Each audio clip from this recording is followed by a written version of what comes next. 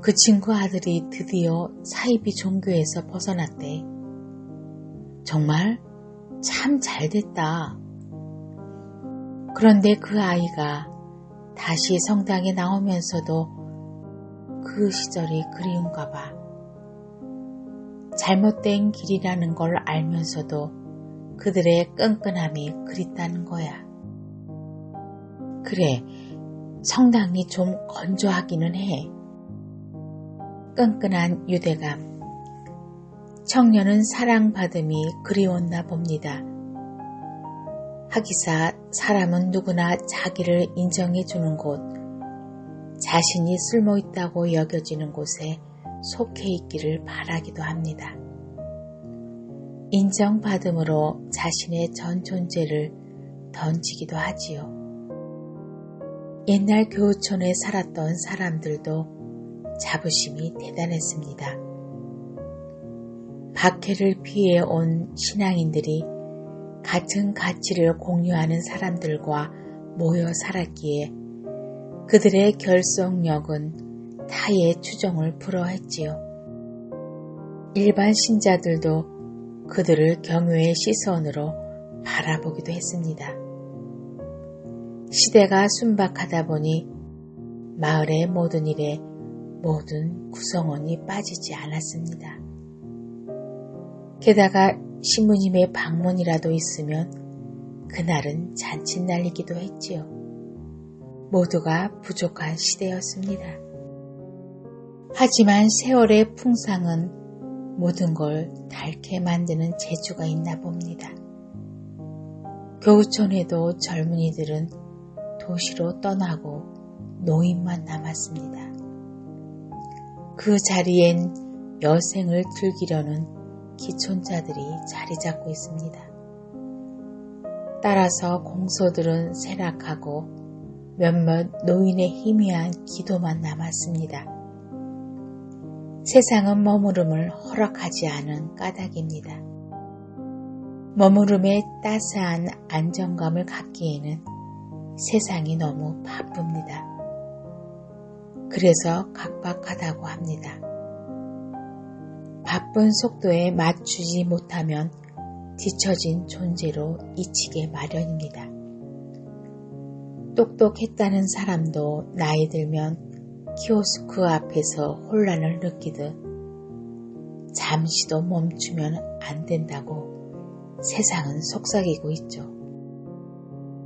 멈추지 못하여 세상에 지친 가운데 따스한 밥 한 공기와 얼큰한 된장찌개를 그리워하기도 합니다.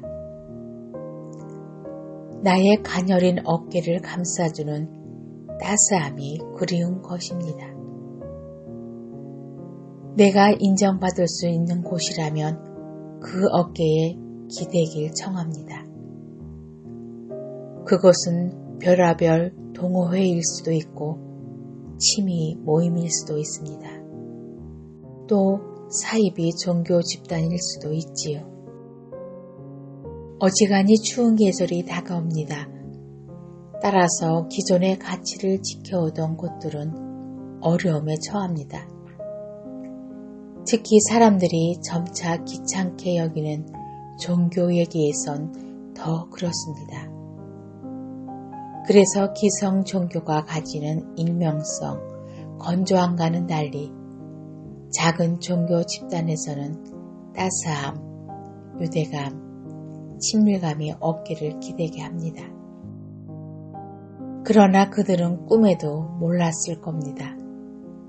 따스함이 족쇄가 될 수도 있음을, 따스함이 가지는 안정감이 비판적 사고를 멈추게 함을, 친밀한 몰입이 가져오는 협소한 사고의 폭을, 유대감으로 전달된 메시지의 배타적 성격을 그러니 무례해지는 것입니다.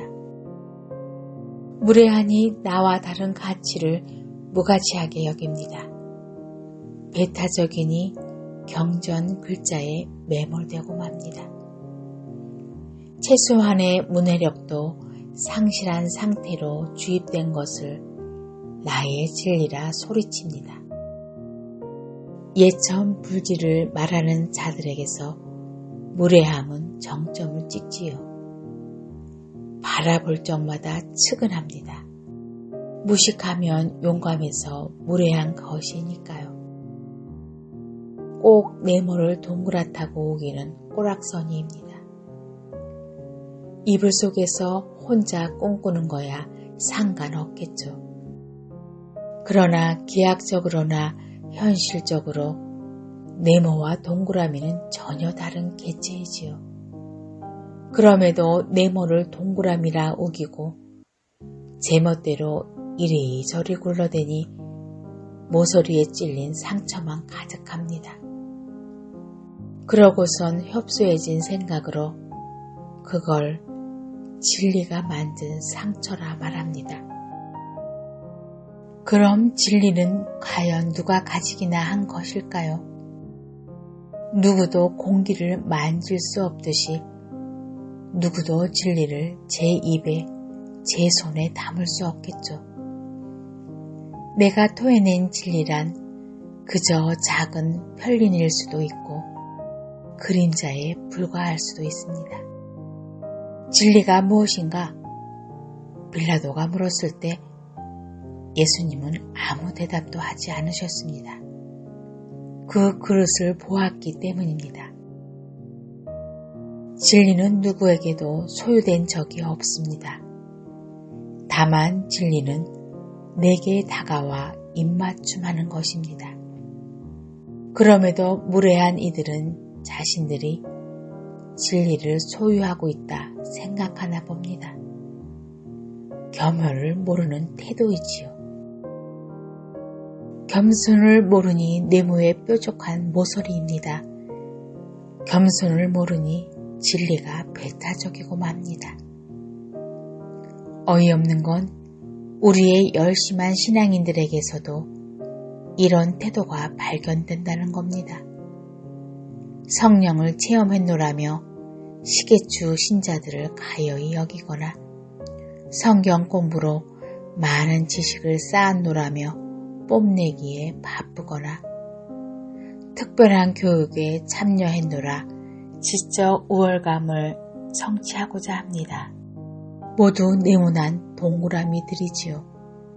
자신만이 진리를 소유했다 여기는 네모난 동그라미들이 만들어낸 인류 역사의 비극은 참으로 처참합니다. 이슬람 근본주의, 기독교 근본주의가 만들어낸 잔악성이 그랬죠. 카톨릭과 프로테스탄트도 서로 하느님의 진리를 참칭하여 수많은 목숨을 학살하는 걸 주저하지 않았죠. 카톨릭의 타락을 비판하며 성서로 돌아가자던 마르틴 루터도 자신의 지지 기반이었던 농민들에게 등을 돌리고선 폭도들에게 고함이라는 문서를 통해 영주들에게 이론적 힘을 실어주었죠. 결국 영주들은 1525년 5월에 프랑켄하우젠에서 하느님의 이름으로 6,000명의 농민을 학살하였죠. 신대륙으로 건너갔던 청교도들도 자신과 신념이 다른 종교 지도자들을 암살하기도 했습니다. 모두 네모난 동그라미들이 만들어낸 불행이었습니다.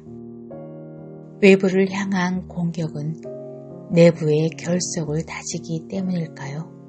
배타적 결속은 외부와의 단절을 만들어내는 것입니다. 편협함으로 새로운 통찰이나 다양성을 받아들일 기회가 사라집니다. 사고의 폭이 제한되며 비판적 사고 능력을 잃어버립니다. 그러니 마리오네트 인형이 되고 마는 것입니다. 네모가 동그라미 되려면 모서리를 많이 갈아내야 합니다. 그것이 비판적 사고가 필요한 까닭입니다. 그래야 다원화된 세계와 문화를 수용할 힘을 얻습니다. 잘 굴러다니는 동그라미는 상처를 만들어내지 않습니다. 다양성을 인정할 수 있는 사람은 절대 마리오네트가 될 수 없습니다. 어두움의 빛을 가져오는 사람이기 때문이죠. 진리에 겸손할 줄 아는 사람이기 때문이죠. 무례하지 않으므로 진리가 다가와서 입을 맞춥니다. 어둡지 않으므로 진리가 빛을 밝힙니다. 폭넓은 사고로 진리가 상처를 싸매줍니다. 갇히지 않아야 진리가 나를 찾는 것입니다.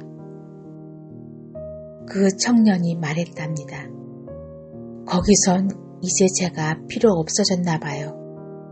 그래서 제가 벗어날 수 있었던 거예요. 이제 볼 수 있고 들을 수 있고 말할 수 있습니다. 내가 생각하는 걸 제라 말한다면 내가 넓은 곳을 바라보지 못하게 눈을 가린다면 내가 세상의 노래를 듣지 못하도록 길을 막는다면 나의 분별을 말하지 못하게 입을 막는다면 그건 모두 가라지일 것입니다. 우리는 특정 종교나 무신적 가치관에 예속된 사회에 살고 있지는 않습니다. 그만큼 다원화, 다문화의 세계 속에 살고 있습니다. 그래서 편협하지 않은 환경을 가짐은 퍽 다행스러운 일입니다. 네모, 동그라미, 세모 모두를 인정할 수 있는 세계이니까요. 타인의 가치를 인정할 수 있음에 나의 당당함이 발생합니다. 대를 이어온 신앙으로 나는 천주교인입니다. 그리고 나는 나의 신앙이 자랑스럽습니다. 내 친구인 목사님은 대를 이어온 감리교인입니다. 그리고 나는 그의 믿음 생활이 존경스럽습니다. 대대로 불자인 내 이웃은 늘 겸손합니다. 그래서 나는 그의 불심에 고개를 숙입니다. 그러면 되는 것입니다. 걸어가는 길은 달라도 결국은 죽음 너머의 궁극을 만날 테니까요. 2차 바티칸 공의의 문서 노스트라 에타테 2장에서는 밝힙니다. 타 종교에서 발견되는 옳고 거룩한 것은 아무것도 배척하지 않는다. 그들의 생활 양식과 행동 방식뿐 아니라 그 계율과 교리도 진심으로 존중한다. 겸손은 동그라미입니다.